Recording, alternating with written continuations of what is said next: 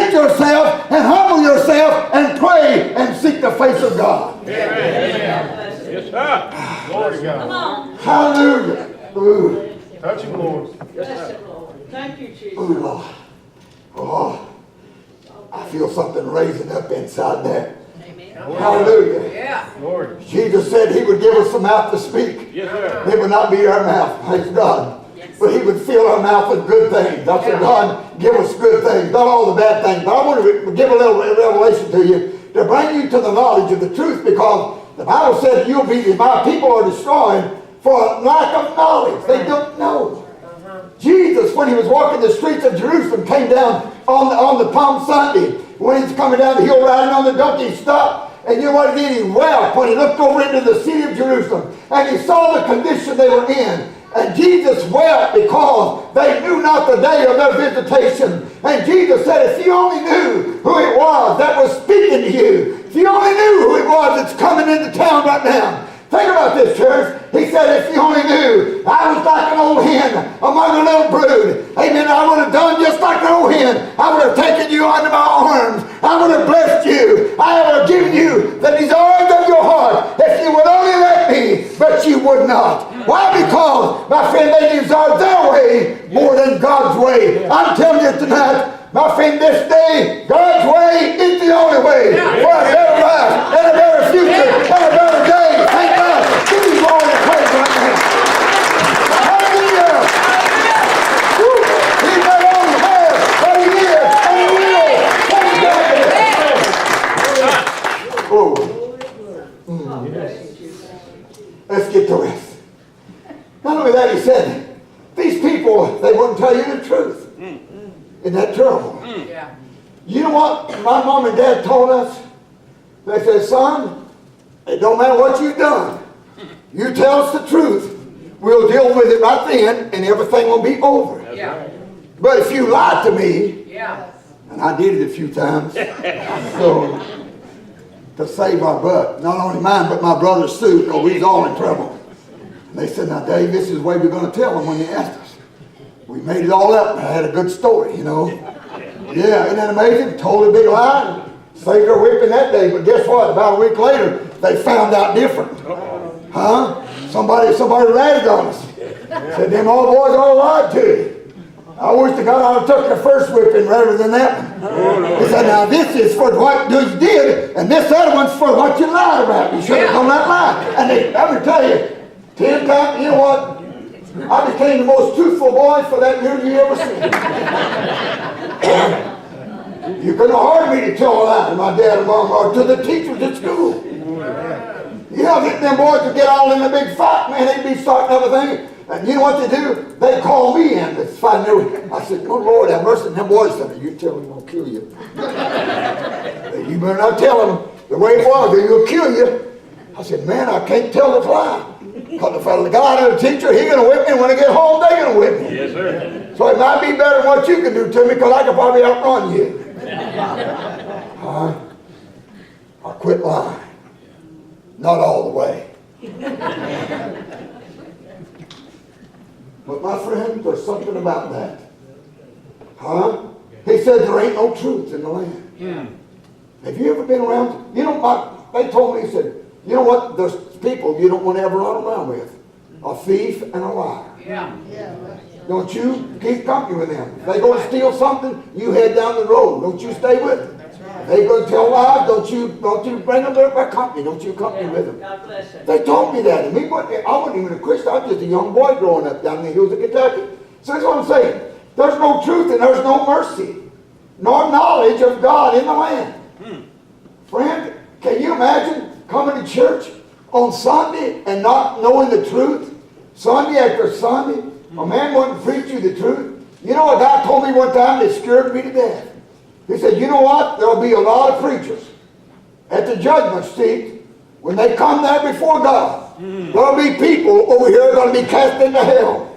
Remember that song they used to sing? You saw me day by day, and you knew I was astray, but you never mentioned him to me. Yeah. He said, preacher, why didn't you tell me? Why didn't you tell me this place was real? Why didn't you tell me I'd stand here one day? Huh? Why didn't you tell me, preacher? Can you imagine what that preacher was going to do? I'd hate to go to hell to somebody that I didn't tell them the truth and let them be saved and out of that place. Jesus said there'd be weeping and gnashing of teeth. Yes. They will literally eat that preacher alive in hell. Yeah. Because he didn't tell them the truth that they could escape that awful place. Amen. Jesus said it was not made for you and I. It was made for the devil and his angels that rebelled against God. And he got kicked out of heaven. I only got news for you. If you're serving the devil today, you're serving a loser. Yeah. Did you know that?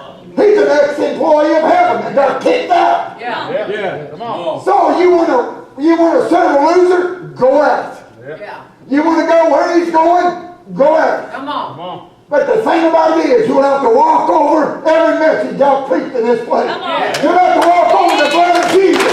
You'll have to go by the cross of Calvary. Hallelujah, there's no escape from the face of God. And when you see that and realize he's there, he was, and he's there for you, and he was there for me. And the only way you're going to get to hell is walk by and over the blood that he shed at Calvary. Yeah. So there'll be no excuse when you get there. Come on. I didn't know. He said, oh, yes, you did. Yeah. Oh, yes, you did. Come on. I was on every radio. I was on the TV. Come on. I was in the church houses. I was everywhere. And you refused Come on. to accept me as your Lord. And not only that, as your Savior. Amen. Huh? He's got to become Lord of your life. Huh? Yeah. You know what they call a man that owns all the apartment buildings, renting them out? He's the landlord. Huh? Yeah. You know what I call this Lord? Of heaven and earth and everything therein. Yes. Huh? Because they said, he's coming and he's going to descend from heaven with a shout. And he'd have on a breastplate of righteousness. Huh? He's becoming. He'll be right there. And on the breast will run King of Kings. On his thighs will be Lord of Lords. Coming back to establish his kingdom on planet Earth. Yeah. Wouldn't you like to be there with that man? Amen. Or if you had something wrong, say, Jesus, I've got a problem. He said, problem solved. Bless you. Yes. Huh? Yes. Man came up to him with leprosy. He'd been quarantined outside the city. He heard Jesus come walking by. He said, Lord Jesus, you can heal me if you will. Can you imagine that faith? He said, Lord Jesus, you can heal me if you will. He said, I will. Yeah. Amen. Go show yourself, please. Go and be made. Can you imagine that? I will. Immediately the leprosy was cleansed. Good. Immediately. How would you like to live with that man? Wouldn't you love for Jesus to walk personally down the aisle this morning? In his long, glorious white robe, his face shining like the sun in its strength. His voice would sound like the rolling of many waters. He would walk down and say, what do you need? What is your need? Huh? What's the trouble you're in? Can I help you? Jesus said, call upon me. I'll answer thee. And I'm going to show you great and mighty things that you don't know. You know what? Every person I've talked to about it Tuesday night was praying when the results were coming in. They had a prayer band going in Israel. The whole courtyard was full of people praying. People were assembled everywhere praying, God, change the direction of our nation. God, come back to the White House. Come back to the State House. Come back to the schoolhouse. And I'll say again, come back to the church houses. Come to these walk out the door. Come to you face to face. Take me there. The preaching I was going to you is not out for man. I didn't receive this from man. Neither was I taught it, but by revelation from the Lord Jesus Christ. That's how I preach. By Him, not me, not by you, but by Jesus Christ the Lord. He is Lord. He is Savior. He's a preacher. He's a healer. He is my listen to deliver from every fault that you have today. Well. Come on. I need to. I'm trying to stick on the podium. It's all right. You know, this would be a real good day for the Lord to come back again. Huh? Amen. Now, let's finish up this, and I want to give you where we're at, and I'm going to hurry. Huh? Because there was no truth, things got bad back in the days of Hosea. This was several hundred years before Christ came back, before he came down to be the child. And not only that, no mercy and no knowledge of God in the name. Listen to what he said now they were doing. By swearing. Well, swearing, that's cursing. Huh? Against God, against God's people. Lying. You mean them liars that's plumb back then? Remember, Satan started, he's the liar. Jesus said he's the father of lie. He can't even speak the truth. No, The sir. devil can't. Huh? You having trouble about lying? Do you get in trouble when you start lying? Come on. Because you know what? When you tell one lie, you gotta tell another one to back that up with. Yeah, it's the truth. Huh? They say it's better to tell the truth and let me punish you right now, and then you can go away happy as a lark. I said, oh yeah. Yeah. And you know, don't you feel so good when you tell the truth, even though it hurts you? Yeah. Huh? Notice how good you feel? Anybody done a good deed this week and you went away feeling so good that you were able to help somebody? You know how good it makes you when you tell the truth? When you tell somebody you love them from the heart, tell somebody you really care from your heart. Don't you know how you feel when you go away and you've attended church on Sunday morning and maybe take your friends or family out, go out to McDonald's or somewhere, have a hamburger together, just sit there and have a little fellowship. What's that like? Isn't that peace of joy? Huh? Isn't that wonderful? Joy for the heart, peace for the mind, rest for the soul. Isn't that amazing? Your soul is you that I'm talking to.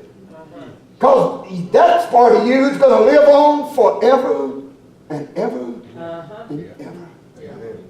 Huh? A precious old soul passed away Friday at 1:15. She used to sit right there in that second row, her and her family. She's seen 5 generations. She's 95 years old. And she's passed away. Sister Singleton. Sister Beulah Singleton. And I was preaching one Sunday, I'll never forget this. I preached on the raising of Lazarus out of the tomb. So we put him in the tomb, and Jesus came and said, where have you laid him? They said, Lord, this is the 4th day. He's been dead the 4th day. He's starting to stink, Lord. How many stinkers do we have in church this morning? Yeah. Well, Lord, it's been 4 days. We sent for you 3 days ago, Lord, and you didn't come. Now, Lord, you know, it's kind of in a dangerous spot now. You might have been all right 2 days ago, but now it's 4 days, and here you are, Lord. Jesus said, where have you laid him? Martha said, oh, Lord, come and see. They sing. And Jesus stood there, and you know what he did? He looked up to the Father and said, Lord, I thank you that you heard me, Lord. But for these people's sake, I've said it now. Amen. Lord, thank you that I'm the Son with all the power that God has. He turned around to that grave and he said, loud voice, Lazarus! If he hadn't hollered Lazarus, every dead person in that place would have jumped out and started running. Come on. Said, Lazarus, come forth! There was a noise down there. Something moving around. He was bound in grave clothes. How many is bound up this morning?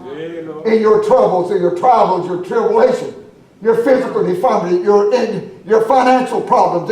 You're just bound up with everything today. But Jesus has come, not only that, but to loose you. And here come Lazarus. And I started hopping like this. Because he's bound hand and foot. And he's deaf, ball clothes. And he came out hopping like a rabbit. And when I got about 3 hops, Sister Singleton to come out of that seat, she started shouting all over that seat. I'm telling you, the power of God fell in this place and you ain't ever seen nothing like it. Why? Because the same power that raised Lazarus from the dead was in that church house meeting that morning. Yeah. And not only that, it's in this church house meeting Yeah. this morning. Yeah. Yes, you will. You can enter in. Worship God. In the spirit. And in truth. He'll break the chains and make you know. When he got up there, Jesus said, loose him. And let him go. My God, can you beat that? 4 days. But Jesus was just in time. Amen. Amen. A year and a half. We were sick. Our nations keep going downhill. You say, Brother Dave, you ought to preach. I'm not preaching politics. I don't care if you're a Republican or a Democrat. I'm just telling you the facts of life. Yes. Now, how you vote is your business, and it's none of my business. Not nobody else's business. But one thing for sure, this nation was going downhill. Amen. If you didn't see that, Jesus said, my people are destroyed for a lack of knowledge because they did not know. So I'm not going to ever let you come to this church and not know